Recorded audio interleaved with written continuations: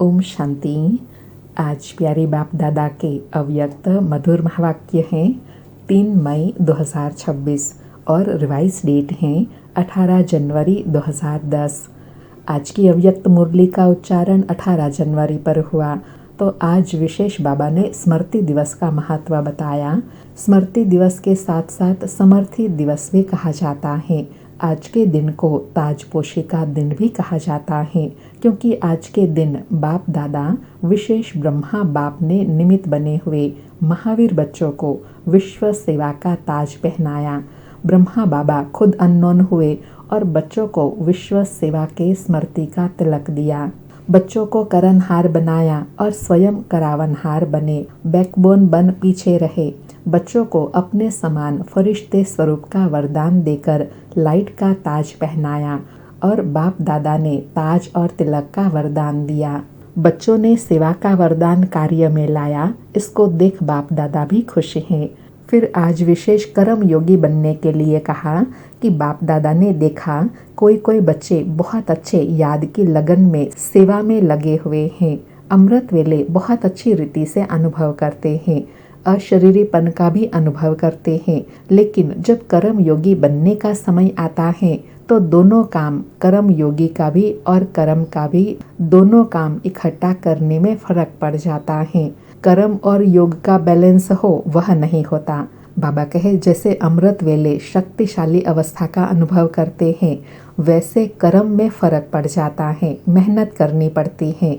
फिर कारण बताया कि किसी भी धारणा की कमी हो जाने के कारण कर्म योगी स्टेज में फर्क आ जाता है। फिर अचानक का पाठ पढ़ाते हुए कहा कि कुछ भी अचानक हो सकता है, कोई प्रकृति का कारण बनता है तो कितने का मृत्यु साथ में हो जाता है। तो विश्व के डेट के संकल्प से अलबेला नहीं बनना है। जगदम्बा माँ का भी स्लोगन है, अभी नहीं तो कभी नहीं, तो समय अनुसार एवर रेडी रहना है। और साथ में बाबा ने स्पष्ट किया कि किस किस में एवर रेडी रहना है। चारों ही सब्जेक्ट में, ज्ञान, योग, सेवा और धारणा, चार ही तरफ, चारों में पूरी तैयारी। फिर ब्रह्मा बाबा का एग्जाम्पल देते कहा कि ब्रह्मा बाप ने भी स्वयं को पुरुषार्थ करके ऐसा बनाया जो अनुभवी बच्चों ने देखा। कोई भी तरफ यह वातावरण नहीं था, कोई हिसाब किताब का। अचानक अशरीरी बनने का अभ्यास, अशरीरी बनाकर उड़ गए। नष्टो मोहा स्मृति लब्धा, बच्चों के हाथ में हाथ होते कहाँ कोई आकर्षण नहीं रही, फरिश्ता बन गए। ऐसे बाप समान एवर रेडी अचानक के पाठ में पक्का होना है। फिर कर्म योगी बनने के लिए एग्जाम्पल दिया कि सबको यह तो स्मृति रहती है कि मैं आत्मा हूँ, परंतु मैं कौन सी आत्मा हूँ यह स्मृति रहे। मैं करावनहार आत्मा हूँ और यह कर्म इंद्रिया करनहार है। यह करावनहार का समान कर्म करते स्मृति स्वरूप में रहे। मैं आत्मा मालिक हूँ। इस सीट पर अगर सेट है तो कोई भी कर्म इंद्रिय आपका ऑर्डर ना माने यह हो नहीं सकता। बाबा कहे जैसे ब्रह्मा बाप का अनुभव सुना कि ब्रह्मा बाप ने शुरू से यह अभ्यास किया, जो रोज दिन की समाप्ति के समय अर्थात रात्रि को कर्म इंद्रियों के दरबार लगाते थे, करावनहार मालिक बन हर कर्म इंद्रियों का समाचार लेते थे। और विशेष अंडरलाइन कराते कहा कि जब स्वयं की चेकिंग रोज करते हैं तो कर्म इंद्रियों को भी अटेंशन रहता है कि हमारा राजा हमारा हालचाल लेगा। तो आत्मा राजा करनहार कर्म इंद्रियों से करावनहार बन चेक करो, तो कर्म इंद्रिया ऑर्डर पर चलेंगी। फिर सर्वश्रेष्ठ वरदान की स्मृति दिलाते कहा कि हर एक बच्चे को ब्राह्मण जन्म लेते ही बाप ने वरदान दिया। याद है ना बच्चों को अपना वरदान? हर एक बच्चे को बाप ने मास्टर सर्वशक्तिवान भव का वरदान दिया। किसने दिया? ऑलमाइटी अथॉरिटी ने। तो बाबा कहे जब यह स्मृति रहेंगी कि यह वरदान किसने दिया, वरदान और वरदान देने वाले की जब स्मृति रहेंगी तब वरदान फलीभूत होगा। और बाबा कहे वरदान के स्थिति में स्थित रह करके अगर ऑर्डर करेंगे तो हो नहीं सकता है कि सर्वशक्तियाँ आपका ऑर्डर ना माने। बाबा कहे संगम युग पर आप सबको सर्वशक्तिवान का टाइटल मिला है, सिर्फ उस स्थिति में स्थित रहो और फिर कर्म करो।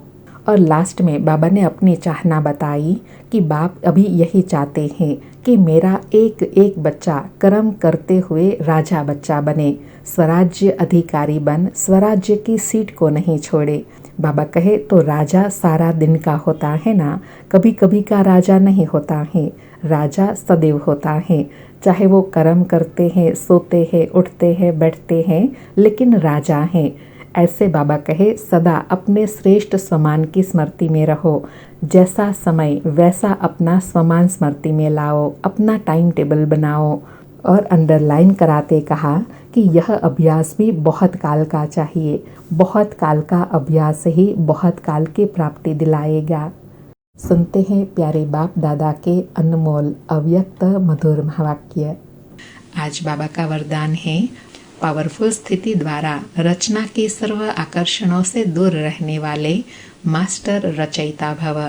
स्पष्टीकरण है, जब मास्टर रचयिता मास्टर नॉलेजफुल की पावरफुल स्थिति व नशे में स्थित रहेंगे, तब रचना की सर्व आकर्षणों से परे रह सकेंगे, क्योंकि अभी रचना और भी भिन्न भिन्न रंग ढंग रूप रचेंगी।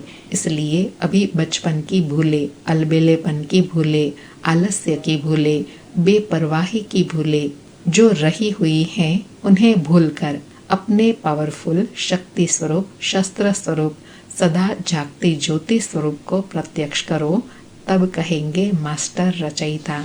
बाबा कहे अभी वर्तमान समय अनुसार मास्टर नॉलेजफुल पावरफुल की स्थिति में स्थित रहने के लिए किस बात पर अटेंशन देना है कि प्रकृति के तो अनेक रूप सामने आएंगे, लेकिन उन स्वरूपों का हमारे ऊपर प्रभाव न हो, उससे हमारे अंदर अलबेलापन न हो, आलस्य न आए। आज का स्लोगन है, मन की स्थिति में ऐसा हार्ड बनो जो कोई भी परिस्थिति उसे पिघला ना सके।